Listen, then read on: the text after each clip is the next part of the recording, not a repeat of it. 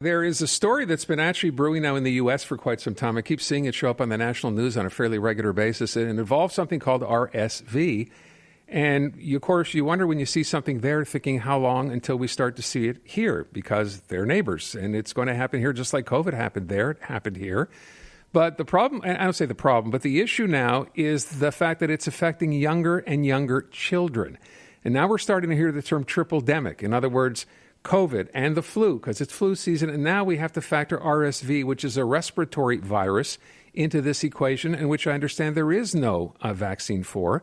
Dr. EARL RUBIN is Director of Infectious Diseases, the Department at the Montreal Children's. He's on the line right now. Dr. RUBIN, thanks for the time this afternoon. No problem. Can we begin by defining what RSV is and just how serious it is here? Sure. So RSV stands for respiratory syncytial virus. It's a virus that is not new. We've had it forever, but it's generally a seasonal virus. What's different this year is that typically prior to COVID, we would see RSV start early November and last through till the end of February. And it causes an illness typically called bronchiolitis in infants under the age of 6 months. And it's something that is the main reason for hospitalization during the winter season prior to COVID. So it's not anything that's new. It's a virus. There's no specific treatment for it, and it causes a lot of secretions, and these secretions get clogged and block up the little airways called the bronchioles. And the children, young infants, can have difficulty breathing and need supportive care. Sometimes hospitalization, but most of the time just at home, and it will pass like any other virus. So it's not something new, but what we are seeing this year and what we did see last year as well, last year we saw it come very quickly at the end of August and early September and die off very quickly. And then we really didn't have much RSV during the typical RSV season. This year we're seeing it starting end of September and we're seeing it with a vengeance. It's spreading, and what's really the belief of what is causing so many kids getting sick and so many kids requiring medical attention, whether it be in the emergency room or admission, is this belief because of COVID for the last 2 years, kids have not been exposed. They haven't gone to daycare, school, adults were wearing masks, and so they haven't built up an immunity. And so we're seeing all of these kids who prior to COVID would have been exposed and built up immunity, they're now not immune. And there's other theories that COVID may or may not play a factor that will predispose to subsequent infections being a little bit more significant. So it's not something new. What is new is that we are seeing kids a little bit older than 6 months, like 6 months to 18 months, who are getting sicker than usual, and it's because they had never seen RSV before. And it's easily spread. And there are no longer anybody wearing masks and vigilant about hand washing and all the things that we've done in the last couple of years. So it's spread like COVID or the flu or a common cold?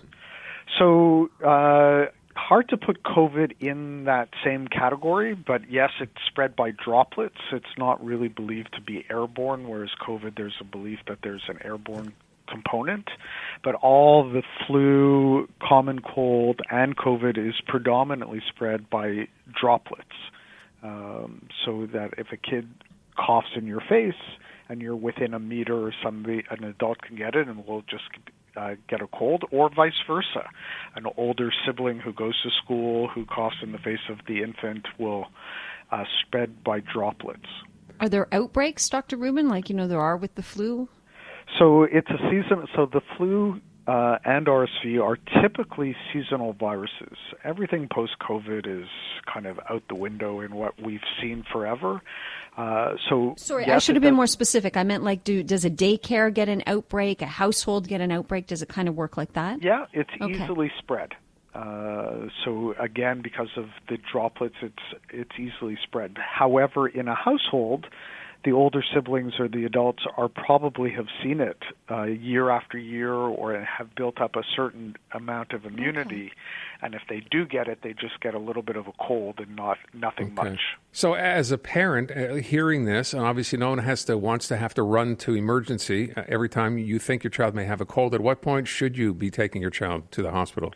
So that's all based on the clinical symptoms. So if the child, so for RSV in particular, but for anything, with RSV, if there is really significant difficulty breathing, so that they are kind of indrawing between their ribs or their muscles in their neck are kind of working overtime to help breathe, if the color is off, if the baby is not feeding because of the difficulty in breathing, these are the indications to come to the emergency room.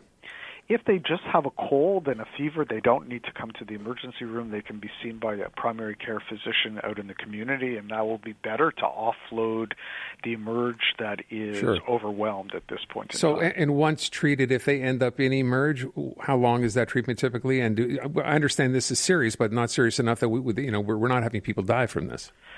So first, let's talk about when you say treatment. There is no treatment for RSV. It's time. More than anything. The treatment is what we call supportive care. So if the child needs oxygen, then they get admitted for oxygen. If they need suctioning because those secretions are so deep down that they need deep suctioning and not just at the entrance of the nose that parents can do a mouche bébé, then they get admitted. If they're not drinking because they have a significant amount of respiratory distress or they're just so sick, then they may need an intravenous or a nasogastric tube to give them nutrition, and then it's time. There's no treatment per se. And how can it be avoided? Is it kind of a case of taking the usual precautions? Yeah, it's good hand washing. For the young infants, if somebody's got a cold, it's best that they kind of stay 1 to 3 meters away. But in a household, that's just not a practical suggestion. Mm-hmm. If it gets introduced into the household and you have a young child, chances are they will get that. So you had mentioned a moment ago beyond, bring your child to the hospital at that particular stage when it's serious enough because that's what you should do. What is it like now? You alluded to the emergency rooms and the overcrowding. We've all heard these stories now for the past little while. You're seeing the same thing there. Are you seeing an increase pediatrically as far as this goes? Yeah, this is something that we are definitely experiencing so we being the Montreal Children's, same thing at St. Justine, and very well reported in other provinces, Ontario predominantly and us, and across the states. And so you have these young infants and you have these older toddlers who are not immune, who are getting RSV. It's more are becoming symptomatic because they're not immune, and they are getting sicker for whatever the reason may be, from the lack of immunity or some other theories. And so our emergency room is overwhelmingly busy. The wait to get admitted, because our beds are full, it's a real issue currently. Are we currently in a triple-demic? We're saying this term is being used to say if we've got COVID going around, the flu and RSV going around at the same time. Are we experiencing a triple-demic in Montreal right now? So let's just kind of clarify a few things. First, somebody won't get all three of them at the same time. So that's generally there's something called viral interference that if somebody is infected with, let's say, RSV, they won't get influenza. Their cells are already kind of occupied by the RSV infection. The concern and why people are throwing around this triple-demic or whatever is that we are coming into flu season. The last couple of years we didn't have much, but they have flu in the States, and so it's likely coming. And flu can cause a similar illness, not only in young infants, but anybody, the elderly, etc. So the question, the concern is that normally, yes, we have flu and we deal with it.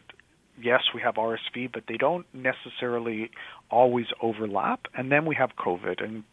everything about COVID, anything I tell you today will be different tomorrow. We don't know what's going to be with newer variants.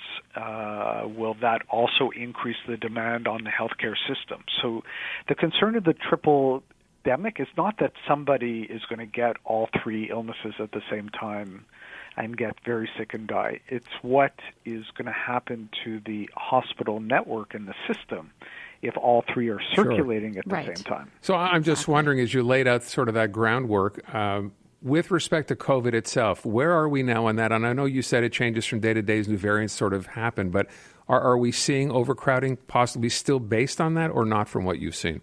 So I can speak to, from a pediatric perspective,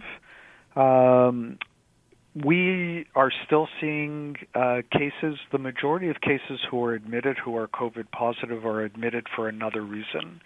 We are seeing an increase in numbers of COVID, not overwhelmingly, but overall, not just from a pediatric perspective. And that is likely due to waning immunity from vaccines. If it's people have not gotten their boosters and they're getting sick enough that they have to come to hospital attention. Because that's what the vaccines are going to do, is prevent serious disease but not prevent infection. But out there in the community, there seems to be an increase in number as well. And so likely due to waning immunity. Is it due to some newer variants that we are suspecting will be coming? There's BQ1, 1.1, BA 4.6. There's all of these new variants, but how is that going to actually play out? We don't really know. Is there going to be some cross-protection from previous infection, from the vaccine? Time will tell us. Dr. Rubin, I want to thank your time, or thank you rather for your time this afternoon. Thanks so much. No problem. Dr. EARL RUBIN, he's Director of Infectious Diseases, the Department at the Montreal Children's, and I don't know. I don't even know what to say to that. I can't imagine as a parent with a newborn that anything goes wrong in your first move. And I heard someone at St. Justin's, one of the doctors there, suggest it's bad as it's ever been with admissions for kids. But what are you supposed to do? Yeah. You see your child is struggling. You want to take that and go to emergency as soon as you can. You don't want to see that continue. And good luck trying to find. You said you can go to your own physician, right? Yeah. Good luck if you have, a pediatrician somewhere who can see you that quickly. Call 811. They are so great. They will help you assess whether you need to go to emergency. That's a good tip right there.